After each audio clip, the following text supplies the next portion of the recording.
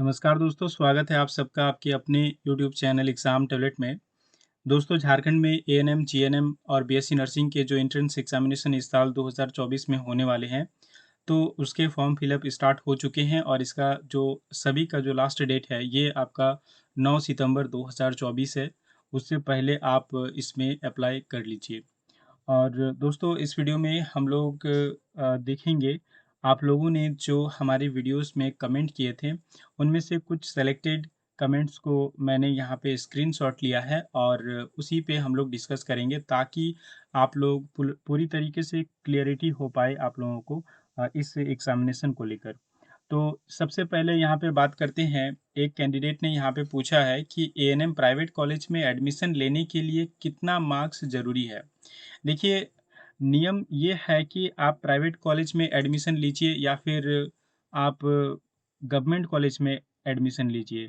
दोनों में ही आपको एडमिशन लेने के लिए क्या है, पहले भी था कि उत्तीर्ण होना ज़रूरी था और अब भी 2024 में यहाँ पे क्या है कि आप चाहे 50% का जो मैनेजमेंट सीट है गवर्नमेंट प्राइवेट कॉलेज के, उसमें भी एडमिशन लेने के लिए आपको उत्तीर्ण होना अभी भी अनिवार्य है। तो अब बात रही कि कितने मार्क्स आप लाएँ कि आपका प्राइवेट कॉलेज में एडमिशन हो जाए। देखिए 2023 में आपको क्या थे कि यहाँ पे जो पासिंग मार्क्स थे 2023 में, वो कितने थे आपके फीमेल के लिए यहाँ पे थे 32% और एएनएम और जीएनएम के पहले एग्जामिनेशन क्या होते थे, एक साथ होते थे और फुल मार्क्स आपके 150 थे। और जहाँ पे आप 48 मार्क्स लाते थे फीमेल, तभी आप यहाँ पे पास समझे जाते थे। तो असल में हुआ क्या कि देखिए यहाँ पे पास होना ज़रूरी था प्राइवेट कॉलेज में भी एडमिशन लेने के लिए। तो 2023 में क्या हुआ कि जो क्वालिफाइड कैंडिडेट हुए काउंसलिंग के लिए, वो सिर्फ़ और सिर्फ़ यहाँ पे कितने कैंडिडेट पास कर पाए, यहाँ पे आप देख सकते हैं। सिर्फ़ और सिर्फ़ यहाँ पे देखिए आप 968 ही ऐसे कैंडिडेट थे जो यहाँ पे पास हो पाए एग्ज़ामिनेशन में, उत्तीर्ण हो पाए यानी 48 मार्क्स ला पाए। फोर जो यहाँ पे 2023 में जो यहाँ पे आपके पासिंग मार्क्स थे उसको यहाँ पे टोटल ला पाए और ये कैंडिडेट थे 968। जबकि प्राइवेट कॉलेज हो या फिर गवर्नमेंट कॉलेज हो, दोनों में ही एडमिशन के लिए आपको पास होना ज़रूरी है। तो बताइए कि झारखंड में इतने सारे प्राइवेट कॉलेज हैं और उसमें तो इस हिसाब से इस नियम से क्या होती है, बहुत सारी सीट खाली रह जाती। तो इस बार क्या हुआ कि आपके जो एंट्रेंस एग्जामिनेशन है, यहाँ पे आपको परसेंटेज नहीं बोला गया है। जैसे पहले था कि 32% महिलाओं को यहाँ पे लाना ज़रूरी है।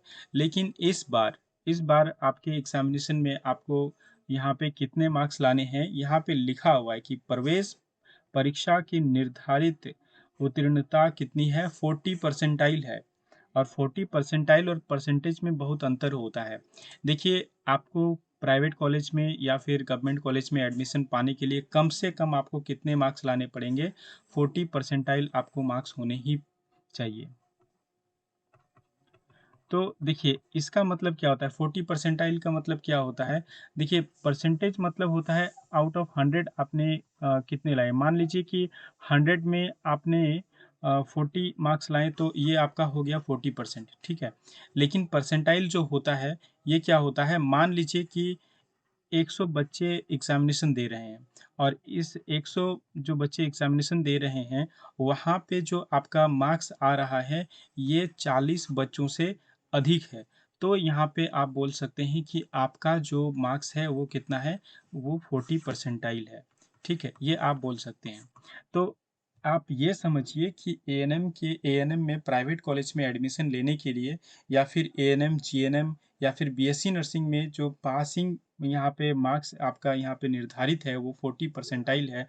तो वो ये है कि जितने बच्चे एग्जामिनेशन देंगे उसका 40% से ज़्यादा, उसके 40% से ज़्यादा मार्क्स आपको लाने पड़ेंगे। 40% बच्चों से ज़्यादा मार्क्स लाने पड़ेंगे, तभी आप कहलाएंगे कि 40 परसेंटाइल आपको क्या हुए हैं, मार्क्स आप ले आए हैं और आप उत्तीर्ण कहलाएंगे। उसके बाद देखिए तो यहाँ पे मार्क्स आपको कितने लाने पड़ेंगे पास होने के लिए, ये डिपेंड करता है कि आपका एग्जामिनेशन का जो पेपर है वो टफ होगा या इजी होगा। तो ये चीज़ों पे आपका डिपेंड करेगा। ये यहाँ पे निश्चित नहीं है 40 परसेंटाइल आपका कितना होगा, ये निश्चित नहीं है। तो ये एग्ज़ामिनेशन देने के बाद ये डिसाइड हो सकता है, रिज़ल्ट आने के बाद ये डिसाइड हो सकता है कि 40 परसेंटाइल आपके कितने हो रहे हैं। और उसके बाद देखिए यहाँ पे आपको क्या है कि नेक्स्ट जो कैंडिडेट हैं उन्होंने सवाल यहाँ पे पूछा है कि इंग्लिश में क्या पढ़ें जीएनएम के लिए। तो देखिए आपके जो जीएनएम के यहाँ पे एप्लीकेशन फॉर्म आए हैं और उसमें यहाँ पे जो नोटिफिकेशन है, नोटिफिकेशन में आपको साफ साफ यहाँ पे दे दिया गया है जो आपका सिलेबस है। यहाँ पे आप देख सकते हैं परीक्षा का स्तर एवं प्रकार जो आपको दिया गया है। यहाँ पे अंग्रेजी में आपको मैट्रिक स्तर का यहाँ पे पूछा जाएगा, जबकि पहले इंटरमीडिएट लेवल का यहाँ पे पूछा जाता था। तो मैट्रिक स्तर का जो पूछा जाएगा इस बार से, ये आपको मैट्रिक स्तर के ग्रामर से पूछा जाएगा, इंग्लिश ग्रामर से, बुक से नहीं पूछा जाता है। अभी तक बुक से नहीं पूछा गया है। तो इस बार भी आपको सिर्फ और सिर्फ मैट्रिक स्तर के इंग्लिश ग्रामर को ही पढ़ना है इंग्लिश के लिए। चलिए उसके बाद जो नेक्स्ट यहाँ पे है कि अदर स्टेट भर सकते हैं। तो देखिए अदर स्टेट भर सकते हैं। यहाँ पे 2023 में भी अदर स्टेट के कैंडिडेट अप्लाई कर सकते थे और इस साल 2024 में भी अदर स्टेट के जो कैंडिडेट हैं वो यहाँ पे अप्लाई कर सकते हैं। उसके बाद जो नेक्स्ट हैं आपका देखिए एएनएम में 10th या 12th लेवल से क्वेश्चन आते हैं। तो देखिए एएनएम में जो आपके यहाँ पे क्वेश्चन आएंगे इस साल, जो आपके एएनएम के सिलेबस पूरी तरीके से चेंज हो गए हैं। तो यहाँ पे आप देख सकते हैं, यहाँ पे आपका परीक्षा का स्तर एवं प्रकार लिखा हुआ है एएनएम में। तो एएनएम में सामान्य विज्ञान से आपको 50 अंक के प्रश्न रहेंगे, सामान्य ज्ञान से आपको 25 अंक के रहेंगे और गणित से आपको 25 अंक के रहेंगे। कहीं ये नहीं दिया हुआ है कि आपको 10th स्तर का पूछा जाएगा या 11 12। तो ये आप मान के चलिए, जैसे जीएनएम में क्या है, जीएनएम में लिखा गया है कि 10th स्तर का आपको यहाँ पे पूछा जाएगा। और एएनएम में यहाँ पे आपका नहीं दिया हुआ है कि किस स्तर से आपको पूछा जाएगा। तो ये आप मान के चलिए कि अगर जीएनएम में 10th स्तर का पूछा जाता है तो आपको एएनएम में आपको कम से कम यहाँ पे आपको 9 और 10th का पढ़ लेना है सामान्य विज्ञान में। और सामान्य ज्ञान जो आपका है वो आपको पढ़ के जाना है। मैथ में जो आप जीएनएम के लिए प्रिपरेशन कर रहे हैं मैथ में, वो सेम टू सेम अगर आप एएनएम के लिए भी मैथ में पढ़ के जाएँ तो ये काफ़ी रहेगा।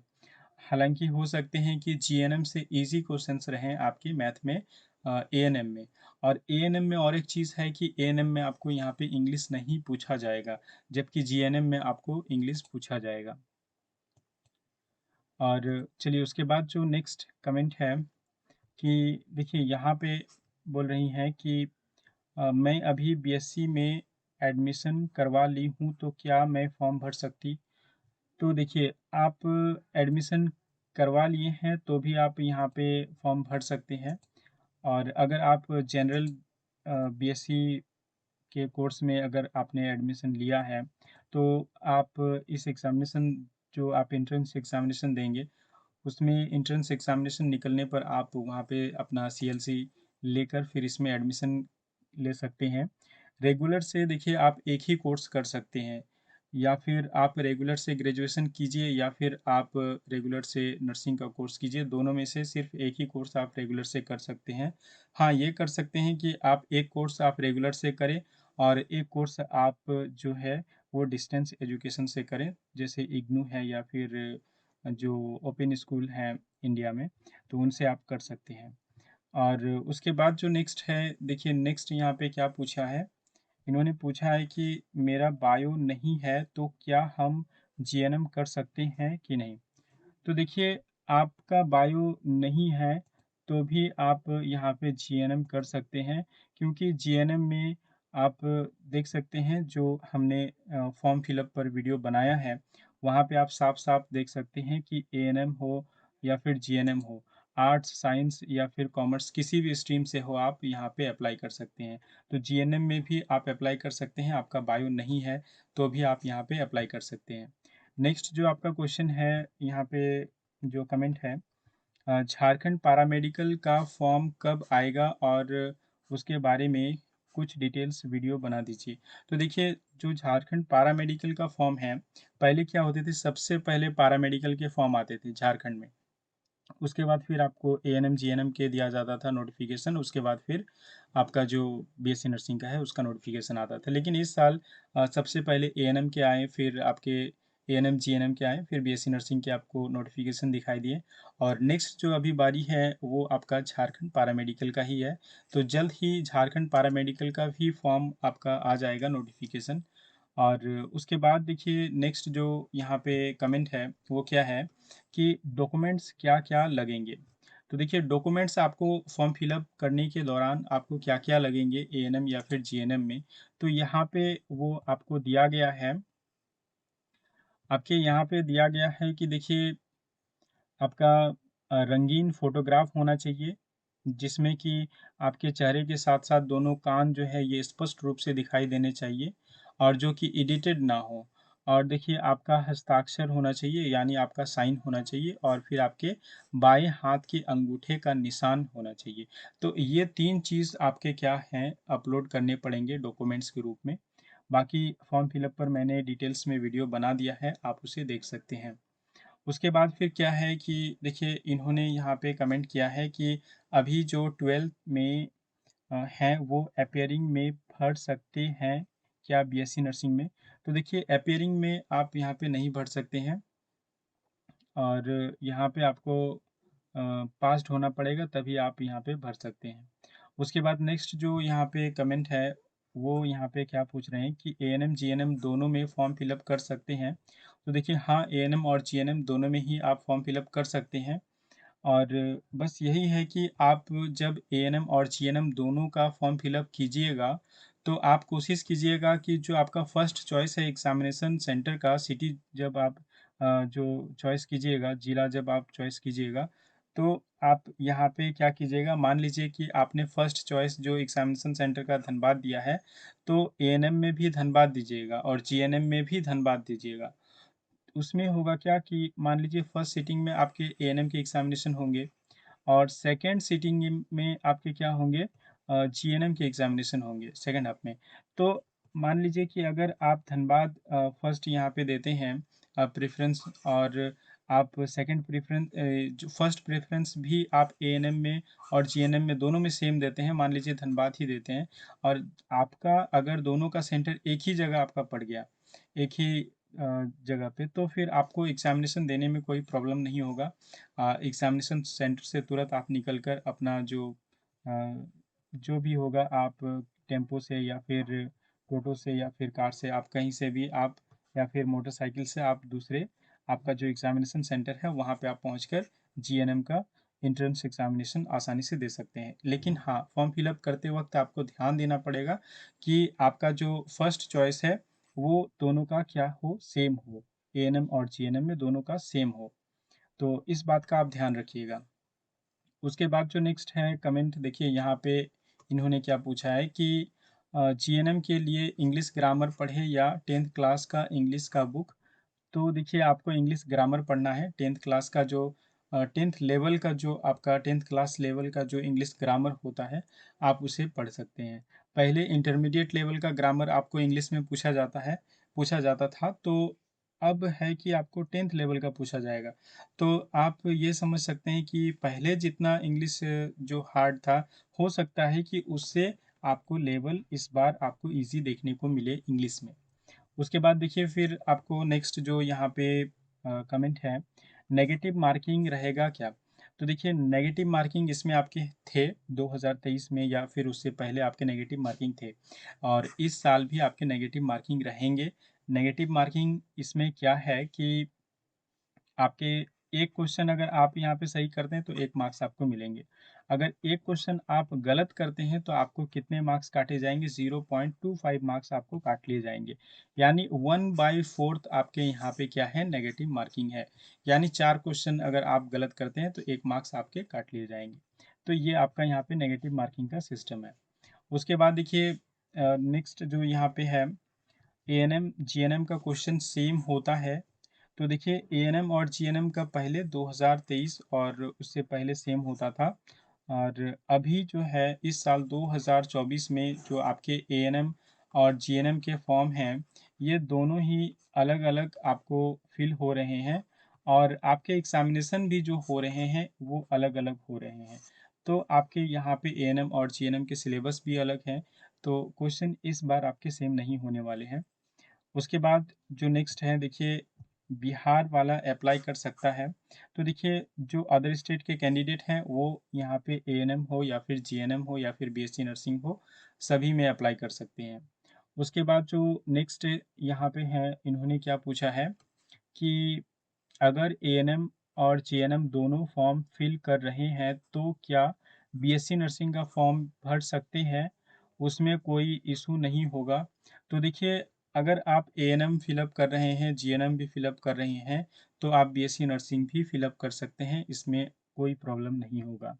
उसके बाद जो नेक्स्ट यहाँ पे कमेंट है देखिए, पीसीएम स्टूडेंट्स का भी बायो का यहाँ पे क्वेश्चन आएगा।